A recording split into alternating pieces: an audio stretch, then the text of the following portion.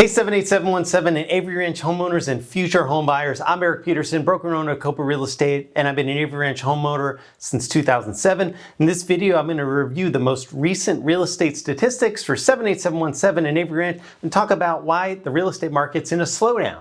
And remember, I can't help you if you don't contact me and tell me about your plans in advance. I'm the only local realtor on YouTube who sells a lot of homes as a listing agent, which means I see what's happening on both the buyer and the seller side more than any other realtor around. Make sure you subscribe to our channel, call, text, or send us a message so we can help you, and leave a comment about what you think is happening in the market. So let's review the 78717 and Avery Ranch real estate housing statistics for July of 2022.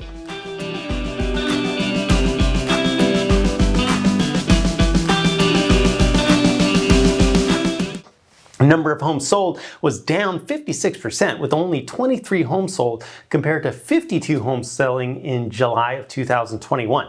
Homes sold on average for $289 per square foot. That was up 9% over last year, but down from $297 per square foot in June. Something I wanted to mention for this month is you don't want to multiply the average dollars per square foot times the size of your home to come up with your list price. This is only an average, so there's many factors that go into the value of a home, and it's not a good idea to use that figure. So the average sales price increased 11% compared to last July to $751,520, but that was down slightly from $758,249 in June, and the median sales price increased 2% to $675,000 compared to July 2021, but down from $700,000 last month. The home that sold for the lowest price was in the woods at Brushy Creek for $430,000, and the home that sold for the highest price was $1,300,000, and that was in Oak Brook. And there were 4 homes that sold for over $1 million in 78717 in July. Smallest home sold was a freestanding condo in Pearson Place at 1,368 square feet, and the largest home sold was in Brookside at Avery Ranch at 4,345 square feet. A home that sold for the lowest dollars per square foot was in the Meadows of Brushy Creek at $230 per square foot, and the home that sold at the highest dollars per square foot was in that Pearson Place home at $365 per square foot. As of August 3rd, there were 81 active homes for sale in 78717. That was up from 68 active listings a month ago, and now there's 26 homes under contract. So that's a large increase in active listings compared to only 4 active listings in 78717 on April 4th. And to put this in perspective, there were only 38 active listings on the market in 78717 on August 7th, 2019, the last time we had a quote-unquote normal market. Homes that closed in July went under contract in 17 days, and homes that are under contract went under contract in 26 days, and active homes have been on the market for 37 days on average. So as homes have been on the market for longer and the number of active homes are on the market currently, that shows you that the market is slowing down. So as the market slows down, what does that mean for you as a home seller? Well, on average, it means you'll have more competition. Earlier in the year, buyers have few homes to choose from, so they can be choosy. That allowed many sellers with homes that traditionally would have sold at a discount to sell for a great price. Today, there are a lot more homes for sale. That means buyers have more to choose from, and we see them being choosier. Sellers will have to be realistic about price, and you're also likely to need to negotiate. So let's talk about what's caused the slowdown, because it sure has escalated quickly. And when someone asks me, how's the market? I first ask them, do they want the Disney version or the Jerry Springer version, right? And after that, I ask them what they've heard about the real estate market in the last 30 to 60 days. Because things have changed so quickly, it's important for me to know how up to date they are with what's going on. So if you haven't been keeping up with the housing market, it looks suddenly different than it did a few months ago. Today, there are fewer motivated buyers, less showings, fewer offers, and many more homes on the market. So how did this happen? Essentially, it's many of the things that we previously warned could cause a slowdown. They've not only happened, but happened at the same time.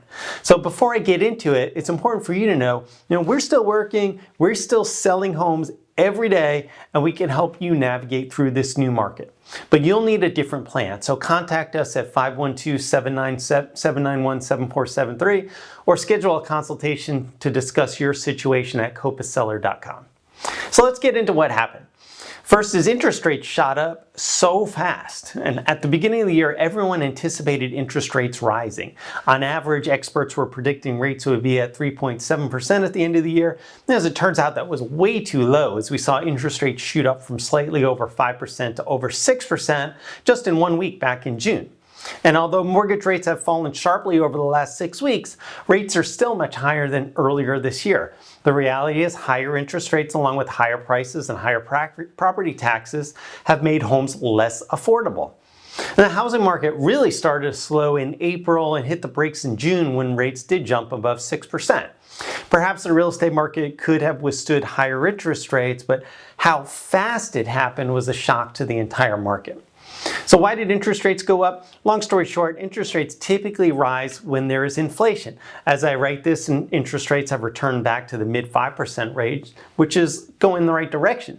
But we likely won't see super low interest rates again until we see inflation settle. And regardless of whether you're planning to buy or sell, you should know it's not likely we'll ever see mortgage rates as low as they were in 2021. Mortgage rates close to 3% was an aberration. The sharp spike in interest rates this June was an overreaction to the other way, but you should know mortgage rates are closer to normal now than they were over the last 2 years. So the second thing is that more homes are on the market. Beginning in April, there was an increase in the number of homes, both resale and new homes. For almost 2 years, the builders were not selling homes until they were almost complete. Because they had a waiting list of 150 buyers, they didn't even need to list homes in the MLS. So what the builders didn't realize is that all 150 buyers were on waiting lists with 10 different builders. So they thought they had 150 buyers, but that's not what happened. So when they called everyone on the waiting list to say, congratulations, you get to buy a home, they had little interest. So prior to then, if they had a waiting list of 150 buyers, they would have sold 150 homes. This year, they may have only sold 3 homes out of that 150 person list. And at the same time, builders also became concerned about lumber prices coming down and other pricing. And so they decided to list a huge number of spec homes in the MLS much earlier than they've been doing. So in the short term, this is causing a glut of new homes on the market. In the long term, builders have stopped building specs. And so if you've been waiting to get a good deal on a new home, this may be the best time while they have a larger inventory than they will in the future. On the resale market, we did see an increase in new listings hitting the market. However, the real reason why the inventory of homes for sale is so high right now is because the demand is lower. Only time will tell how long buyers will be overly negative about the market for that to work its way through the system. The next reason is a fear of recession and what I call groupthink. So anyone who called me earlier in the year to ask if it was a good time to sell their house, I told them only if you want to sell your home for more than it's worth. And what I meant by that was part of the appreciation in home prices was due to buyers having FOMO, right? Fear of missing out, and making emotional decisions and overly aggressive offers. In our area, we have a large number of buyers who suffer from groupthink, meaning they can't make decisions on their own. And when buyers aren't able to make a decision without consulting with every family member and all their friends and coworkers, it was easy to see how a negative feedback loop could occur. And right now, a large number of buyers are holding off buying because their friends are telling them the market's going to crash. The 2008 housing crash was recent and burned into many people as a very real fear. And I've been to a couple of real estate conventions in the last month. Both the people who are putting on the events that are from large brokerages are telling everyone prices aren't going to come down. But based on the supply and demand statistics of the inventory of homes for sale and the number of homes going under contract, that is too optimistic and not giving you good advice. What's really happening is prices have already nudged down a little, and we may see prices go down a little more. That doesn't mean that things are going to be similar to 2008. And you want to be sure that you're making decisions based on accurate information, meaning you should see how things really are and not allow groupthink to influence you to see things for worse than they are. The next up is a tech stock crash. One of the reasons real estate prices went up so fast in our area, there's no doubt about it, is because we have so many tech workers moving to the area. And many of these people receive a large amount of compensation from their company in stock. So there's been tremendous volatility in the stock market this year. No doubt some buyers have been afraid of selling stock at the bottom of the market. And that impacts real estate prices because buyers pull back from paying over asking price, and in some cases not having the money for a down payment at all. So we have seen improvement in the stock market in the last month. Stock prices are still down for the year, but they've been on their way back up. We have to be careful not assuming they won't go down again, but hopefully some stability, particularly with the tech stocks, will bring buyers back into the market. And everybody on vacation has to be part of all this. So have you been on a plane lately? What a nightmare. I mean, earlier in the year, I was telling our clients, I didn't know how things would turn out this summer. Something I was concerned about was all the home buyers going on vacation. You know, many in our area travel overseas for an extended period of time. And this was the first 2 years traveling was opened up for many countries. So it seemed like as soon as school let out for summer, everybody went on vacation. And hopefully you went somewhere fun. I know I've enjoyed seeing all my friends post photos on Facebook and Instagram of their vacations this year. Now that school's about to start, we may see more buyer activity. For our own listings, we're already seeing an increase in showings. Only time will tell if buyers returning from summer vacation creates enough demand to move the needle or not. So what does this mean for home sellers? Well, the market slowing down means you do need a different strategy. Everything from choosing the best of our 3 pricing strategies to making sure your home is positioned correctly in the market. You're also more likely to need to negotiate. You'll want an experienced real estate broker to help guide you in this new market, get you the best price, and have the deal-making skills to keep the sale together through a successful closing. And what does it mean for home buyers? Well, it's going to be tempting to time the market. Whether we're talking about the stock market or the real estate market, it's almost impossible to time the market.